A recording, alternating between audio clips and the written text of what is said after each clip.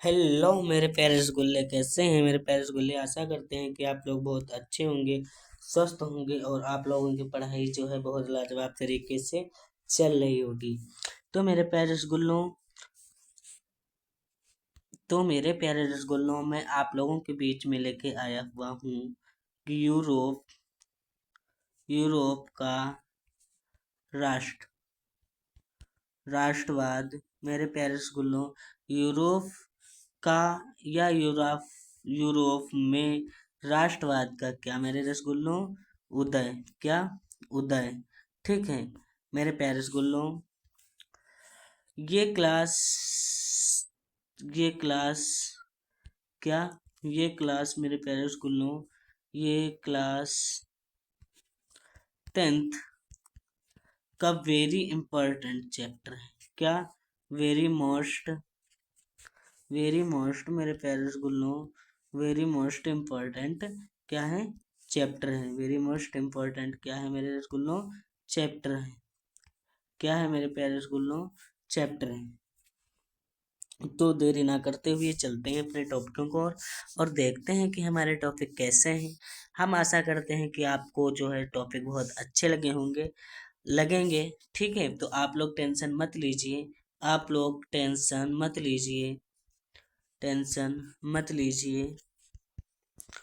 आप लोग टेंशन मत लीजिए। और मेरे जो मेरा चैनल है द आर एस के स्टडी स्टडी पॉइंट, इसको आप लोग क्या करिए, इसको आप लोग सब्सक्राइब कर लीजिए मेरे प्यारे स्कूलों। इसको आप लोग सब्सक्राइब कर लीजिए।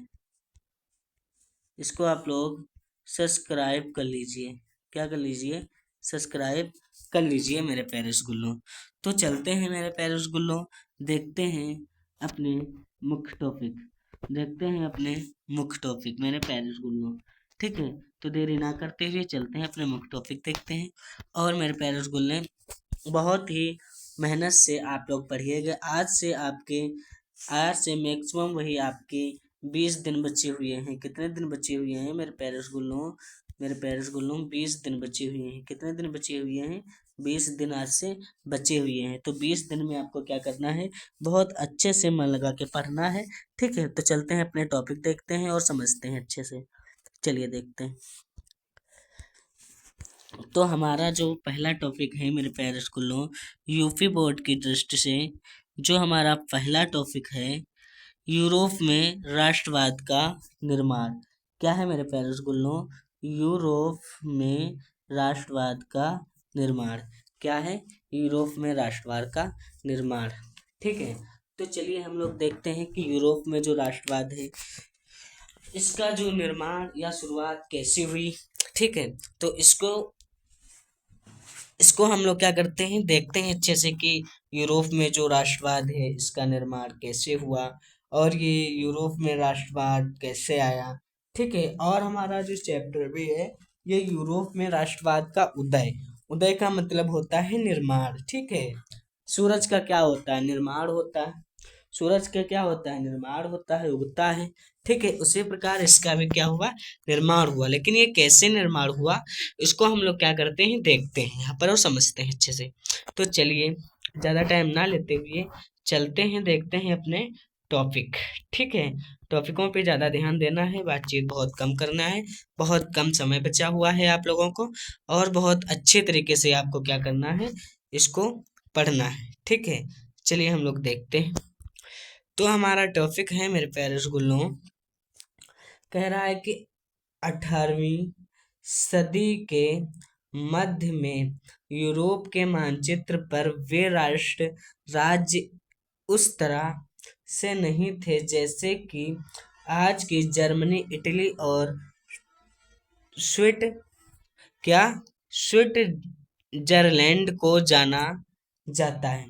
ठीक है, और आगे देखते हैं, ये देश तब राजशाहियों, डचियों और कैं- कैटनों में बटे हुए थे, जिनके शासकों क्या मेरे पेरेंट्स बोलूं, जिसके शासकों के स्वायत्त स्वायत्त क्षेत्र के पूर्वी और मध्य यूरोप निरंकुश राज्य तंत्रों से अधीन अधीन थे। ठीक है, तो यहाँ तक बहुत अच्छे से आपको क्या हुआ, समझ में आ गया। चलिए आगे देखते हैं।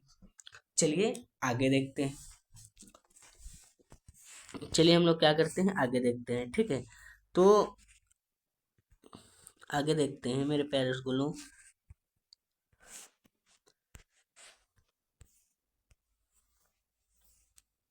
ठीक है, आगे देखते हैं।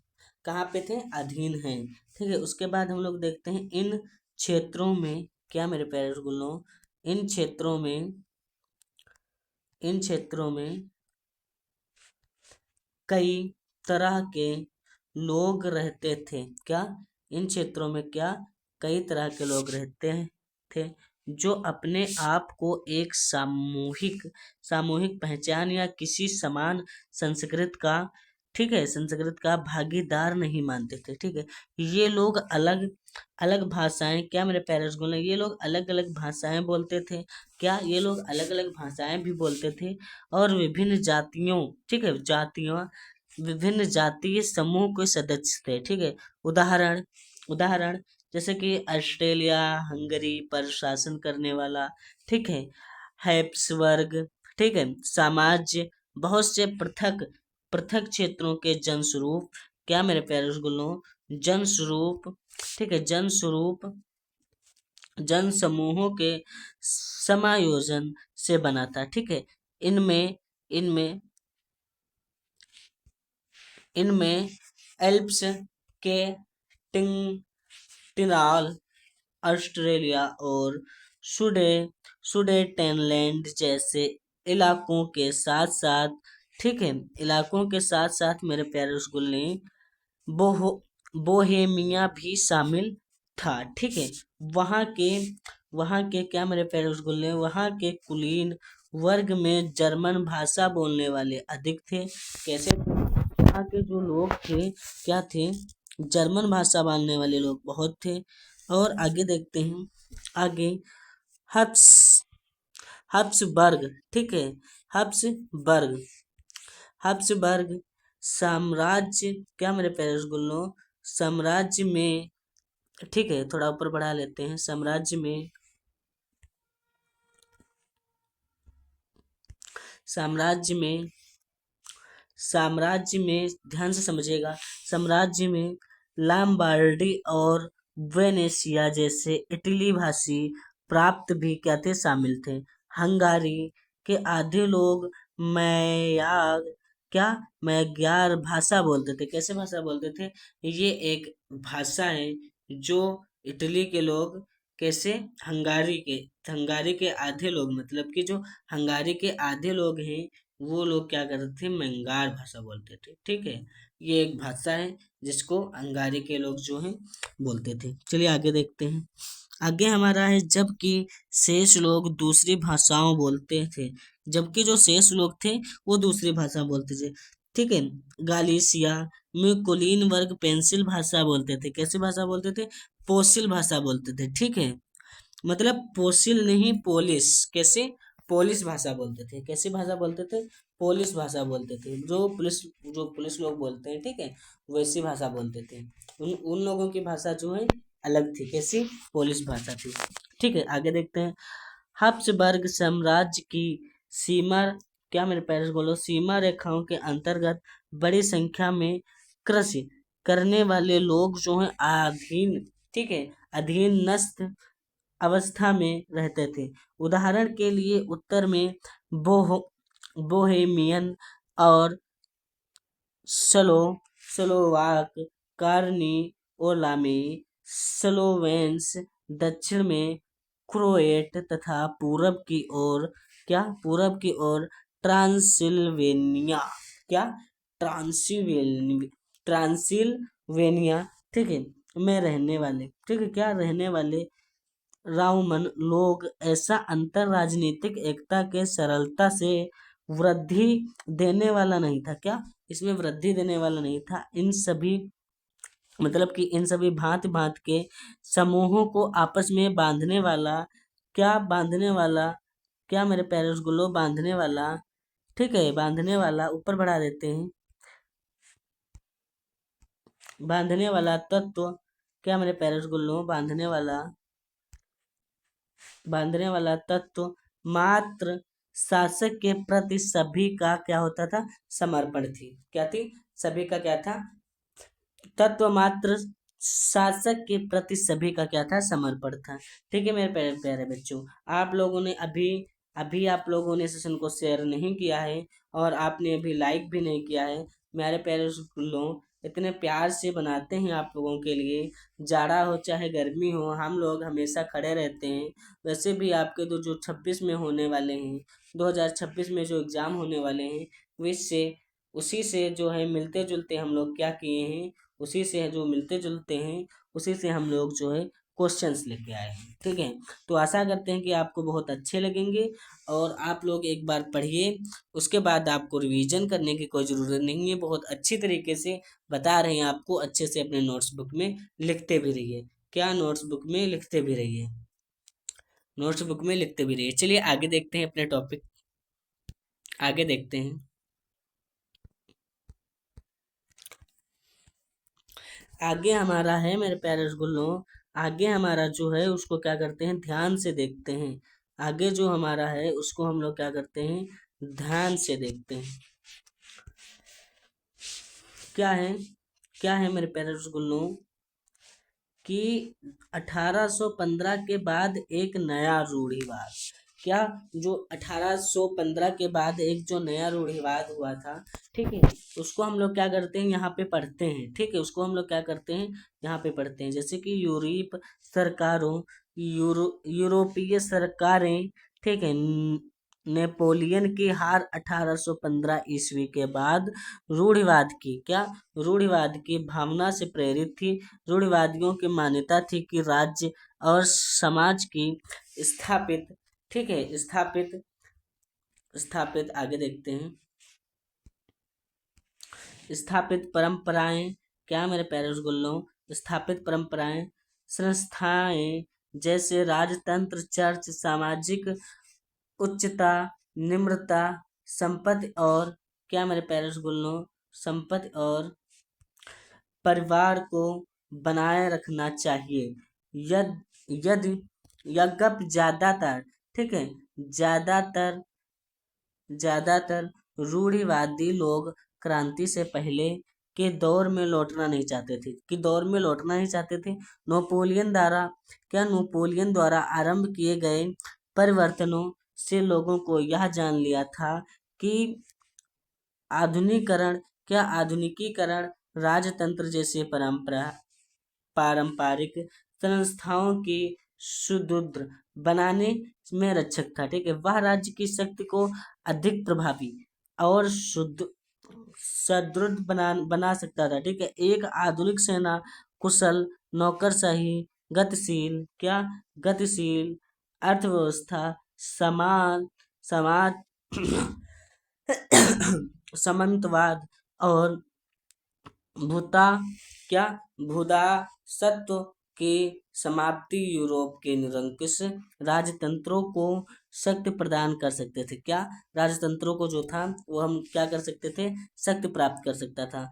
सन 1815 में क्या हुआ, ब्रिटेन, रूस प्रथा और ऑस्ट्रेलिया, क्या, ऑस्ट्रेलिया, ठीक है, ऑस्ट्रेलिया जैसी यूरोपीय शक्तियों जिन्होंने मिलकर नेपोलियन को हत्यारा, मतलब कि नेपोलियन को क्या किया था, हराया था, के हराने के बाद जो हुआ, हराने के हराया था प्रतिनिधि, ठीक है, प्रतिनिधि मेरे पेरेंट्स गुल्लो ध्यान से पढ़िएगा, प्रतिनिधि प्रतिनिधि यूरोप के लिए एक समझौता तैयार करने के लिए विनया, क्या, वियना में मिले, इसमें मिले, वियना में मिले। ठीक है, इन सम्मेलन की मेजबानी ऑस्ट्रेलिया के चांसलर ड्यूक, क्या, ड्यूक मेटरनिक ने की। ठीक है, इसमें प्रतिनिधियों ने सन 1815 की विनया संधि तैयार की, जिसका उद्देश्य उन कई सारे बदलावों को खत्म करना था जो नोपोलियन, क्या, नोपोलियाई युद्धों के दौरान हुए थे। फ्रांसीसी क्रांति के दौरान हटाए गए बुर्बो वंश का सत्ता में बहाल किया गया, ठीक है, और फ्रांस ने उन इलाकों को खो दिया जिन पर कब्जा उसने नेपोलियन के अधीन किया गया था। क्या अधीन किया गया था? फ्रांस, ध्यान से पढ़ेगा। फ्रांस की सीमाओं पर कई राज्यों का कायम कर दिया गए, ताकि भविष्य में फ्रांस का विस्तार ना कर सके। क्या? ताकि भविष्य में जो है फ्रांस का विस्तार ना कर सके। अंततः उत्तर में क्या नीदरलैंड का राज्य स्थापित किया। उन उसने बेल्जियम शामिल था, उसमें क्या शामिल था? बेल्जियम शामिल था। चलिए आगे देखते हैं, आगे देखते हैं। बेल्जियम शामिल था, उसके बाद का देखते हैं। उसके बाद क्या हुआ? और दक्षिण में क्या हुआ? दक्षिण में पिडमार्ट में क्या पिडमार्ट में जोनोआ जोड़ दिया था, ठीक है। उसके बाद क्या था? प्रसा को उसकी क्या प्रसा प्रसा को उसकी पश्चिमी सीमाओं पर महत्वपूर्ण इलाके दिए गए, जबकि ऑस्ट्रेलिया को उत्तरी इटली का नियंत्रण सौंपा गया। मगर नेपोलियन ने 39 राज्यों का जो जर्मन महासंघ स्थापित किया था, उसे बरकरार रखा गया। पूर्व में रूस को पोलैंड का एक हिस्सा दिया गया, जबकि प्रसा को सेक्सनी का एक हिस्सा प्रदान किया गया, ठीक है। आगे देखते हैं। क्या? एक हिस्सा प्रदान किया गया। उसके आगे का देखते हैं। इन सब का इन सब का मुख्य उद्देश्य उन राजतंत्रों की बहाली था जिन्हें नेपोलियन ने क्या बर्खास्त बर्खास्त कर दिया, मतलब कि निकाल दिया, तथा मतलब साथ ही यूरोप में एक नई रूढ़िवादी व्यवस्था करने का लक्ष्य भी था, ठीक है। तो यहाँ तक बहुत अच्छे तरीके से समझ में आया होगा। चलिए हम लोग आगे देखते हैं। आगे क्या है हमारा प्यारे बच्चों? आगे क्या है उसको भी हम लोग क्या करते हैं, यहाँ पे देखते हैं। चलिए, तो यहाँ पर है कि भूख क्या कि भूख, कठिनाइयाँ और जनविद क्या जन विद्रोह, ठीक है। तो यहाँ पर हम लोग इसके बारे में पढ़ते हैं कि जो है भूख, कठिनाइयाँ और जन विद्रोह कैसे हुआ। चलिए ये भी हम लोग क्या करते हैं, यहाँ पे जान लेते हैं और समझ लेते हैं कि यूरोप में 1930 का दशक अनेक समस्याओं को लेकर आया। इस दशक के प्रथम भाग में समस्त यूरोप में जनसंख्या में व्यापक वृद्धि क्या की गई, दर्ज की गई, ठीक है। आगे देखते हैं इसमें क्या हुआ। आगे देखते हैं क्या हुआ। इसमें जो है वृद्धि की मतलब कि जनसंख्या का व्यापक वृद्धि दर्ज की गई। उसके बाद हमारा जो है यहाँ पर देखते हैं। उसके बाद जो है हम लोग क्या करते हैं, यहाँ पर देखते हैं। एक मिनट, ठीक है। उसके बाद क्या? अधिकांश देशों में नौकरी चाहने वालों की संख्या उपलब्ध रोजगार से अधिक थी। ग्रामीण क्षेत्रों के कृषि कार्यों में संलग्न जनसंख्या के अतिरिक्त भाग नगरों की ओर क्या उन्मुख हुआ, तथा भीड़ भारी बस्तियों में रहने को विवश हुआ। नगरों क्या मेरे पेरेंट्स बोलो, नगरों के लघु उत्पादकों को प्रायः इंग्लैंड से मांगी गई। क्या? इंग्लैंड से मांगी गई मशीन को क्या हुआ, मशीन को निर्मित सस्ते वस्त्रों से कड़ी प्रतिस्थापर्धों क्या प्रतिस्थापर्धों पर्दों या पर्दा पर सम्मान करना पड़ रहा था। इंग्लैंड में क्या हुआ? इंग्लैंड में औद्योगिकी योग्यकरण का स्तर यूरोप महाद्वीप के अन्य देशों से ऊंचा था। महाद्वीप क्या मेरे प्यारे रसगुल्लों, महाद्वीप महाद्वीप देखते हैं। महाद्वीप को यह प्रति क्या मेरे प्यारे रसगुल्लों प्रतिस्पर्धा कपड़ा उद्योग में ज्यादा झेलनी पड़ रही थी, क्योंकि उनका जो उत्पादन मुख्यतः घरों से छोटे कारखानों में होता था। क्या होता था? क्योंकि उनका जो उत्पाद था वो जो उत्पादन जो था वो मुख्यतः मुख्यतः जो था वो क्या होता था, छोटे से मतलब कि जो घरों के कारखानों में क्या होता था, केवल वहीं पर क्या होता था, इनका जो है प्रयोग होता था, मतलब उत्पादन होता था। केवल अधिक केवल आंशिक आंशिक रूप से मशीनीकृत था। ठीक है। यूरोप के उन इलाकों में जहां कुलीन वर्ग अभी भी सस्ता में था, क्या सस्ता में था, कृषक सम्मति क्या सामत सामंती शुल्कों को जिम्मेदारियों के बोझ तले दबे थे।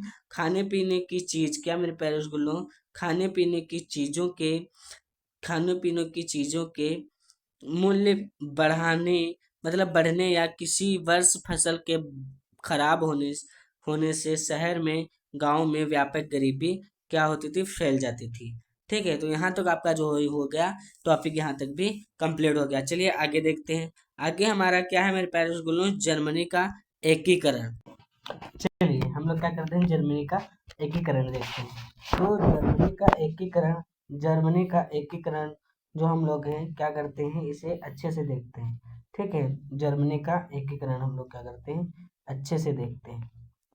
चलिए आगे देखते हैं। हमारा जर्मनी का एकीकरण जो है वो मेरे प्यारे रसगुल्लों कैसे हुआ और कैसे उसकी शुरुआत हुई, और जर्मनी का एकीकरण क्या है उसको भी हम लोग क्या करते हैं, अच्छे से देखते हैं। तो मेरे प्यारे रसगुल्लों, जर्मनी का एकीकरण जर्मन क्या जर्मनी भी इटली की भांति, क्या मेरे प्यारे सुनो, इटली की भांति 19वीं शताब्दी के आरंभ में एक भौगोलिक अभिव्यक्ति मात्र है। क्या अभिव्यक्त मात्र था। जर्मनी में अनेक राज्यों के जिन पर ऑस्ट्रेलिया का प्रभुत्व क्या प्रभुत्व था, ये राज्य ऑस्ट्रेलिया के विरुद्ध नहीं, क्या मेरे प्यारे रसगुल्लों, ऑस्ट्रेलिया के विरुद्ध नहीं जा सकते थे, फिर भी जर्मनी के राज्य फ्रांसीसी क्रांति के राष्ट्रवादी सिद्धांत से प्रभावित थे। ठीक है, और 1815 से 1870 तक के ईस्वी तक इन्होंने क्या किया, जर्मनी का इतिहास उसी सिद्धांत पर क्या हुआ, विजय का इतिहास है। क्या विजय का भी उसी पर इतिहास है। चलिए आगे देखते हैं। आगे हमारा क्या है, 1815 ईस्वी की विनया कांग्रेस में प्रतिक्रियावादियों का बोलबाला था। क्या था, प्रतिक्रियावादियों का क्या था, बोलबाला था मेरे प्यारे स्कूलों। लेकिन फलता फलता जर्मनी, क्या मेरे प्यारे स्कूलों, जर्मनी को पुनः क्या 28 राज्यों में विभक्त कर दिया गया। ठीक है, और एक ढीला ढाला संघ, क्या मेरे प्यारे स्कूलों, एक ढीला ढाला संघ ढीला ढाला संघ ढीला ढाला संघ बनाया गया, जिसका अध्यक्ष ऑस्ट्रेलिया का साम्राज्य हुआ। जिसका अध्यक्ष कौन हुआ, ऑस्ट्रेलिया का साम्राज्य हुआ। लेकिन जर्मन देशभक्त इससे संतुष्ट नहीं थे। लेकिन जो जर्मन देशभक्त थे मेरे प्यारे स्कूलों, वो क्या थे, इनसे संतुष्ट नहीं हुए, और उन्होंने कई तरह की समितियों का गठन एक राष्ट्रीय क्या एक राष्ट्रीयता और राजनीतिक एकता के प्रयास को क्या किया, जारी रखा।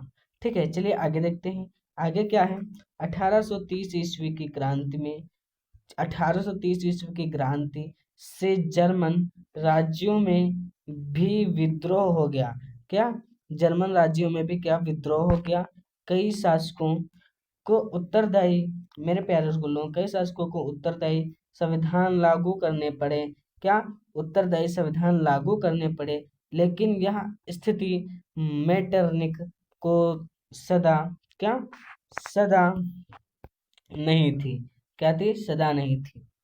ठीक है, आगे देखते हैं। सदा नहीं थी, फलतः शीघ्र ही मेटरनिक के दबाव में इन राज्यों को इन संविधानों को रद्दी की टोकरी में फेंकना पड़ा। क्या क्या हुआ वहां पर, क्या हुआ, मोटरने के दबाव में इन राज्यों के इन संविधानों की रद्दी की टोकरी में फेंकना पड़ा। जो संविधानों की रद्दी की टोकरी थी उसमें क्या हुआ, फेंकना पड़ा, ठीक है। और राष्ट्रीयवादी भावना को बचाने, मतलब कि राष्ट्रीयवादी भावना को दबाने के लिए क्या हुआ, दबाने के लिए मेरे प्यारे स्कूलों, दबाने के लिए कानून पास करने पड़े। क्या हुआ, इसमें कानून पास करना पड़े। आगे देखते हैं 1848 ईस्वी की क्रांति में मेटरनिख के पतन पतन में जर्मन राज्यों को क्या हुआ, प्रोत्साहित किया और वहां नई जागृत आई। क्या हुआ, और वहां क्या हुआ, जागृत आई। कई जर्मन राज्य क्या है? कई जर्मन राजाओं के विवश होकर संविधान संविधान जनता को प्रदान करना पड़ा। इसी बीच सार्वभौमिक मताधिकार के कारण पर जर्मन और संयुक्त जर्मन के राज्यों में क्या हुआ, 568 प्रतिनिधि क्या हुआ, निर्वाचित होकर आए, ठीक है। वहां पर क्या हुआ, निर्वाचित होकर आए। और और फ्रैंकफर्ट में क्या, फ्रैंक फ्रैंकफर्ट में उन्होंने एक नया संविधान बनाया। उन्होंने क्या क्या, एक नया संविधान फिर से बनाया। एवं एवं संयुक्त जर्मनी का राजा प्रजा प्रजा के, मतलब प्रजा या प्रजा के क्या,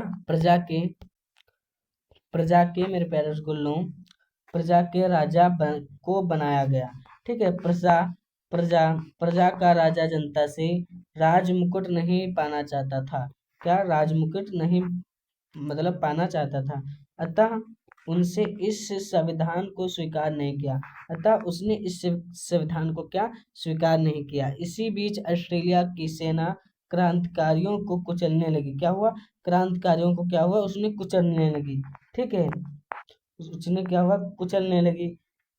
और प्रजा की अपनी सेना द्वारा क्या, क्रांतिकारियों को कुचलने लगा। और 1878 ईस्वी की क्रांति जर्मनी में असफल हो गई।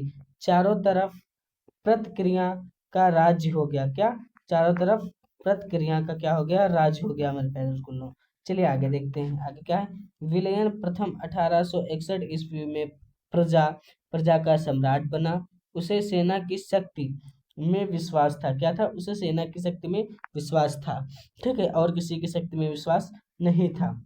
और वह संवैधानिक राजतंत्र को अवि क्या अविश्वास अविश्वास की दृष्टि से देखता था।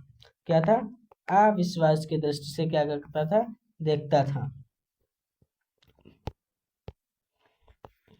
जर्मनी के एकीकरण के लिए वह लालायित था। क्या था, जर्मनी के एकीकरण के लिए वह लालायित था, जिससे वह एक सभक्त क्या, सशक्त सेना था। सेना वह आवश्यक समझता था। क्या था, समझता था, ठीक है। लेकिन सेना मजबूत करने के लिए अनिवार्य सैनिक सेवा करने के लिए उसने धन की मांग संसद संसद से की। तो उत्तर क्या उत्तरा क्या उदारवादी सांसदों ने धन देने का इनकार कर दिया। फलतः उसने संसद भंग कर दी। क्या हो गया, संसद भंग कर दी। और लेकिन दूसरी संसद का भी यही हाल था, और दूसरी संसद का भी यही हाल था, ठीक है। ऐसी विकट स्थिति में विलयन में ऑटो वान बिस्मार्क को 1862 ईस्वी में क्या 1862 ईस्वी में मेरे प्यारे रसगुल्लों, आगे देखते हैं। 1862 ईस्वी में चांसलर, क्या मेरे प्यारे रसगुल्लों, चांसलर नियुक्त किया। बिस्मार्क भी सेना की शक्ति में विश्वास करता था और जर्मनी का एकीकरण के लिए युद्ध लड़ना आवश्यक मानता था, ठीक है। तो हम आशा करते हैं कि यहाँ तक क्या हुआ, बहुत अच्छे से समझ में आया होगा, बहुत अच्छे से समझ में आया होगा। और चलिए, आप लोग लाइक अभी तक नहीं किए हैं, लाइक कर दीजिए। और फिर हम अगला टॉपिक देखते हैं। चलिए, अगला टॉपिक हमारा क्या है, इटली का एकीकरण। क्या है मेरे प्यारे स्कूलों, इटली का एकीकरण, ठीक है। इटली का एकीकरण हम लोग क्या करेंगे, इटली का एकीकरण देखेंगे। इटली का एकीकरण देखेंगे सबसे पहले। ठीक है, हम लोग इटली का एकीकरण को समझेंगे अच्छे से। तो अच्छे से समझिएगा मेरे प्यारे रसगुल्लों, इसे हमने अपने हाथों से बनाया है, ये समझ लीजिए। बहुत छोटे छोटे, इस छोटे छोटे क्वेश्चन आप लोगों के बीच में लेके आए हुए हैं, और इसे आप लोग क्या कीजिए, अनदेखा मत कीजिए। एक बार देख लीजिए, एक बार देख लीजिए, और फिर आपको क्या करना है, पूरी जिंदगी आपके दिमाग में घुसा रहेगा। ठीक है, चलिए देखते हैं। 19वीं शताब्दी में इटली मात्र एक भौगोलिक, क्या भौगोलिक अभिव्यक्ति था, क्या था, भौगोलिक अभिव्यक्ति था। ठीक है, क्योंकि इसमें क्या था, क्योंकि इसमें अनेक राज्यों, क्या मेरे प्यारे रसगुल्लों, अनेक राज्यों थे। कैसे अनेक राज्य थे जिनके शासकों का आपसी हित एक दूसरे से विपरीत थे। ये शासक इटली की राजनीतिक, क्या, राजनीतिक एकता के विरुद्ध थे, क्योंकि एकता की हालत में अनेक, मेरे प्यारे रसगुल्लों में अनेक अनेक शासकों को अपनी गद्दी के हाथ, क्या, हाथ धोना पड़ा, मतलब हाथ धोना पड़ता। फिर भी 19वीं, यहाँ पर एक बना है, ये 19वीं सदी, ठीक है, 19वीं सदी में ही कुछ ऐसी घटनाएं घटी जिसके कारण इटली में राष्ट्रवाद का उदय हुआ। ठीक है, जिसके कारण क्या हुआ, इटली में राष्ट्रवाद का उदय हुआ। चलिए आगे देखते हैं। इटली में राष्ट्रवाद का उदय हुआ, राष्ट्रवाद का क्या हुआ, उदय हुआ, और बहुत सी क्रांतिकारी, क्या, क्रांतिकारी संस्थाओं का जन्म हुआ, जिन्होंने इटली के एकीकरण में हाथ, क्या, हाथ बताया, और अनंत इटली के 1870 ईस्वी में एक राष्ट्र के रूप में उदित हुआ। ठीक है, नेपोलियन की इटली में विजय और फ्रांस की क्रांतिजनक शक्तियों में इटली के एकीकरण, क्या, के एकीकरण के मार्ग पर प्रशस्त किया। नेपोलियन की पराजय के पश्चात यूरोप में क्या हुआ, यूरोप में प्रतिक्रिया का राज्य व्याप्त हो गया, और इटली को पुनः विभाजित कर दिया। ठीक है, क्या हुआ, पुनः विभाजित हो गया। ठीक है, इटली। उसके बाद क्या हुआ उसके बाद क्या हुआ, वहां ऑस्ट्रेलिया का बोलबाला कायम हुआ। क्या हुआ, वहां पर ऑस्ट्रेलिया का क्या हुआ, बोलबाला हुआ, कायम हो गया। फिर भी इटली के देशभक्त, क्या हुआ, फिर भी इटली के देशभक्त राष्ट्रीय एकता के लिए प्रयास करते रहे। कुछ राष्ट्रभक्तों ने कार्बोनारी नामक, क्या, कार्बोनारी नामक, कार्बोनारी नामक, कार्बोनारी नामक, ठीक है, एक, क्या मेरे पेरेंट्स को नो, एक गुप्त संस्था की स्थापना की, जो नेपल्स के अलावा देश के अन्य भागों में फैल गई। ठीक है, इस संस्था, क्या, इस संस्था में गुप्त रूप से कई विद्रोहों का आयोजन किया, और क्रांतिकारियों का भावना का प्रचार आरंभ किया। ठीक है, 1820 ईस्वी के नेपल्स के विद्रोह में कार्बोनरी का हाथ था। फलता मोटरनिक ने इसके सदस्यों को कुचलने का हर संभव प्रयास किया। ठीक है, चलिए आगे देखते हैं। आगे क्या, 1830 ईस्वी के फ्रांसीसी क्रांति के, क्या, फ्रांसीसी क्रांति के परिणाम स्वरूप इटली पे भी क्रांति हुई। क्या हुआ, इटली पे भी क्रांति हुई। पोप की रियासतों तथा परमा और पोडेना, ठीक है, पोडेना में भी विद्रोह हुए। विद्रोहियों को लुई, क्या, विद्रोहियों को लुई, विद्रोहियों को लुई, विद्रोहियों को लुई और लिपिस से सहायता की आशा थी, लेकिन उनकी यह आशा पूरी नहीं हुई, और अंततः में क्या, मेटरनिक ने एक बार फिर विद्रोहियों का दमन किया। ठीक है, आगे देखते हैं। मुजनी और, इसको यहाँ पे लिख देते हैं, मुजनी,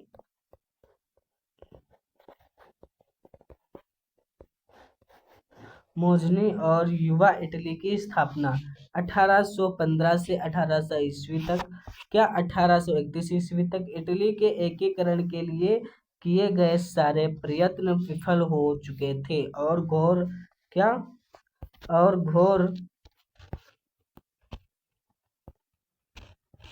के आगे नहीं है कुछ। चलिए आप लोग क्या करिए, दामन दामन किया, ठीक है, मतलब दमन किया, यहाँ तक आपको क्या करना है, पढ़ना है। उसके बाद जो इतना बचता है, इसको जो इतना बचता है, एक मिनट, यहाँ से जो इतना बचता है इसको क्या करेंगे आप लोग, छोड़ देंगे। इसको क्या करेंगे, इसको क्या करेंगे आप लोग, छोड़ देंगे। ये आपको क्या करना है, नहीं पढ़ना है। दमन किया यहीं तक ही आपको क्या करना है, पढ़ना है। ठीक है, चलिए आगे देखते हैं। आगे जो मेरे प्यारे गुल्लो हैं, ये क्या है, महत्वपूर्ण वर्ष घटनाएं हैं, इसको आप लोग जरूर पढ़िए। ठीक है, ये आपके आपके सिलेबस में वेरी इंपॉर्टेंट। देखिए ये आपको तो याद होना ही चाहिए। ठीक है, घटनाक्रम, घटना वर्ष और घटनाक्रम विवरण। ठीक है, तो हम लोग क्या करते हैं, पढ़ते हैं अच्छे से और समझते भी हैं। चलिए देखते हैं, क्या 1800, क्या मेरे प्यारे रसगुल्लों, 1800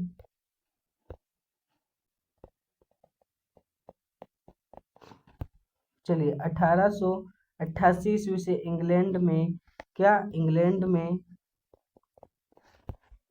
में क्या गौरवनवीय, क्या गौरवमयी क्रांति घटित हुई। संसद द्वारा राजतंत्र की शक्ति का अपहरण। ठीक है, किसमें, 1688 में।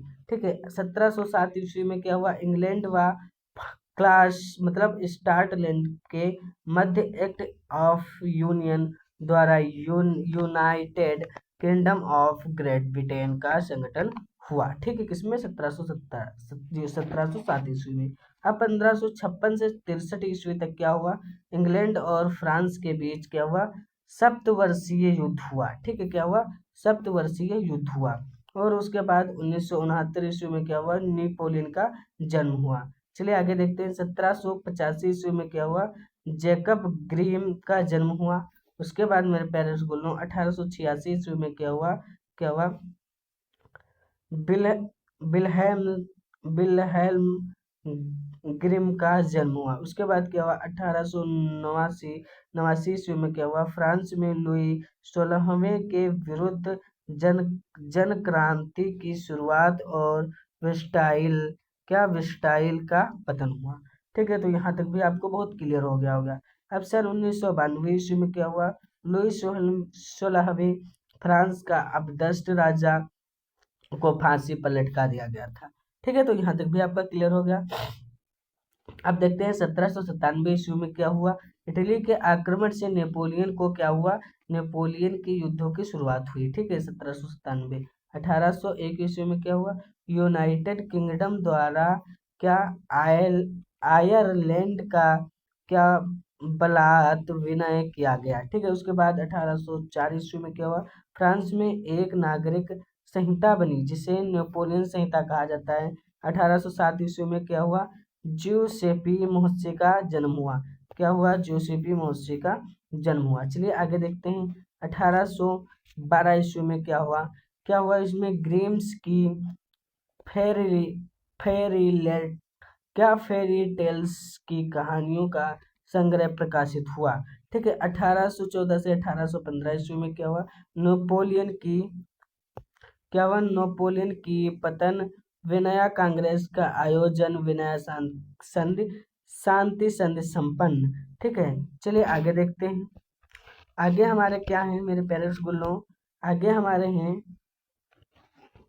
क्या है मेरे प्यारे रसगुल्लों, आगे हमारे हैं कि 1814 से 1814 हो गया, 1815 ईस्वी क्या हुआ, वट क्या वाट वाटरलू का युद्ध। उसके बाद 1821 ईस्वी में क्या हुआ, नेपोलियन की सेंट हेलेना में मृत्यु, यूनानियों का स्वतंत्रता संग्राम। ठीक है, उसके बाद क्या हुआ मेरे प्यारे रसगुल्लों, उसके बाद हम लोग देखते हैं क्या हुआ। उसके बाद हमारा जो 1831 ईस्वी है, 1831 ईस्वी है मेरे प्यारे स्कूलों।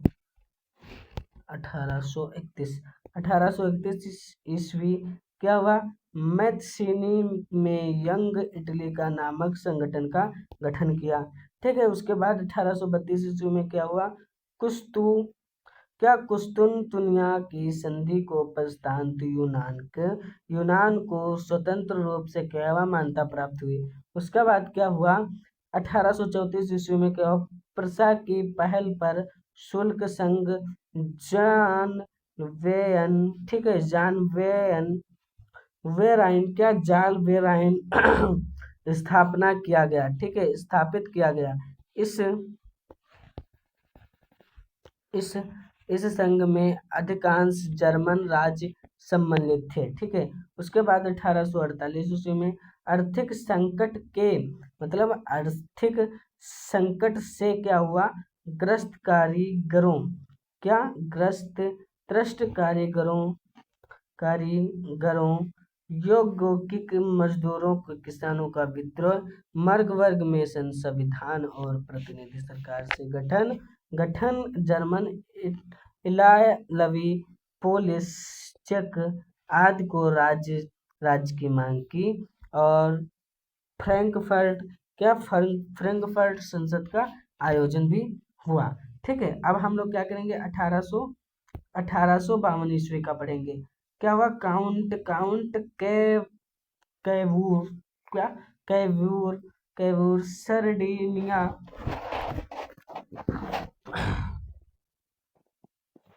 क्या मेरे पेरेंट्स सर्डेनिया पीडमार्ड तथा सेओम सेओम के राज्य का प्रधानमंत्री बना। ठीक है, उसके बाद 1854 से 1856 ईस्वी कीमिया का युद्ध हुआ। ठीक है, उसके बाद 1869 से 1870 ईस्वी में क्या हुआ वो भी हम लोग क्या करते हैं यहाँ पर पढ़ लेते हैं। ठीक है, तो इसमें क्या हुआ? इटली का एकीकरण हुआ। तो इसमें क्या हुआ? इटली का एकीकरण हुआ। ठीक है, इसमें क्या हुआ? इटली का एकीकरण हुआ। अरे यार सही से बना देते हैं। इटली का एकीकरण हुआ। ठीक है, आगे देखते हैं। 1861 ईस्वी में क्या हुआ? 1861 ईस्वी में क्या हुआ कि इमैनुअल द्वितीय को एकीकृत इटली का राजा घोषित किया गया। ठीक है, और 1866 ईस्वी में क्या हुआ? अस्ट्रोपीशियन युद्ध हुआ। ठीक है, उसके बाद 1866 से 71 ईस्वी तक क्या हुआ? जर्मनी का एकीकरण हुआ। क्या हुआ? जर्मनी का एकीकरण हुआ। उसके बाद मेरे प्यारे रसगुल्लों उसके बाद 1871 में जर्मन का साम्राज्य के रूप में एकीकरण संयंत्र 1911 ब्रिटेन की संसद ने हाउस ऑफ लॉर्ड्स की शक्तियों का प्रभाव कम कर दिया। ठीक है, का प्रभाव क्या हुआ? कम कर दिया। चलिए आगे देखते हैं। उसके बाद 1914 ईस्वी में प्रथम विश्व का युद्ध की शुरुआत हुई। उसके बाद 1928 ईस्वी में ब्रिटेन की संसद के पार्लियामेंट एक्ट के माध्यम से महिलाओं को मताधिकार प्राप्त किया। ठीक है, उसके बाद 1958 ईस्वी में क्या हुआ? ब्रिटेन में पैराग एक्ट में महिलाओं को भी हाउस ऑफ लॉर्ड्स का सदस्य बनने का अधिकार प्रदान किया। उसके बाद क्या? 1969 में क्या हुआ मेरे प्यारे रसगुल्लों? 1969 में क्या हुआ? 1969 में क्या हुआ? इंग्लैंड एक कानून मतदान करने के लिए न्यूनतम आयु 21 वर्ष घटाकर 18 वर्ष कर दी। ठीक है, तो आशा करते हैं कि आपको यहाँ तक बहुत अच्छे तरीके से समझ में आया होगा। ठीक है, अब हमारा अगला टॉपिक जो है वो हम लोग क्या करेंगे? नेक्स्ट भाग में देखेंगे। वो हम लोग क्या करेंगे मेरे प्यारे स्कूलों? नेक्स्ट भाग में देखेंगे। वो हम लोग क्या करेंगे? नेक्स्ट भाग में देखेंगे। ठीक है, वो हम लोग क्या करेंगे मेरे प्यारे स्कूलों?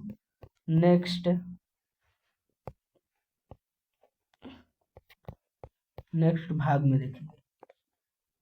नेक्स्ट भाग में देखेंगे। ये भाग आपका क्या हो जाएगा, ये भाग 1 हो जाएगा मेरे प्यारे स्कूलों। ये आपका क्या हो जाएगा, ये आपका हो जाएगा भाग 1। और आपको दूसरे भाग में जो है, आपको जो अगली टॉपिक्स हैं वो बहुत अच्छे तरीके से समझ में आ जाएंगे, ठीक है। वो आपको अच्छे तरीके से समझ में आ जाएंगे, तो आप लोग टेंशन मत कीजिए, आपको हर चीज़ बताई जाएगी, समझाएंगे। आरएस के स्टडी स्टडी पॉइंट आपकी, हमारी ही नहीं आपकी पहचान है, ठीक है, आपकी पहचान है। जब आपके अच्छे नंबर प्राप्त होंगे मेरे प्यारे गुल्लों, जब आपके अच्छे नंबर प्राप्त होंगे, जब आपके अच्छे नंबर प्राप्त होंगे, जब आप बोलेंगे कि आर एस के सर से पढ़ के आए हैं, जब आप बोलेंगे कि आर एस के सर ने हमको पढ़ाया है, किसने पढ़ाया, आर एस के सर ने हमको पढ़ाया है, ठीक है। तो हमारे आज इतने नंबर हैं, कितने 95 प्लस लेके आना है, कैसे लेके आना है वो आपको हम बताएंगे, वो आपको हम बताएंगे। बस भाग 1 आपने देख लिया है, भाग 1 जो भाग 1 है इससे बाहर कुछ नहीं आएगा। भाग 2 में जितने भी बच्चे हुए हैं वो भाग 2 में आपको अच्छी तरीके से बता दिए जाएंगे। तो मैं आरएस के आपके उज्जवल भविष्य की कामना करते हुए, उज्जवल भविष्य की कामना करते हुए जो अपनी वीडियो का क्या है यहाँ पर समापन करते हैं। थैंक यू, थैंक यू मेरे प्यारे स्कूलों। और सेशन को क्या शेयर कर दीजिए, सेशन को शेयर कर दीजिए और एक लाइक भी करके जाइएगा, ठीक है। धन्यवाद, मिलते हैं नेक्स्ट भाग में, ठीक है, मिलते हैं भाग 2 में। किसमें मिलते हैं, भाग 2 में। धन्यवाद।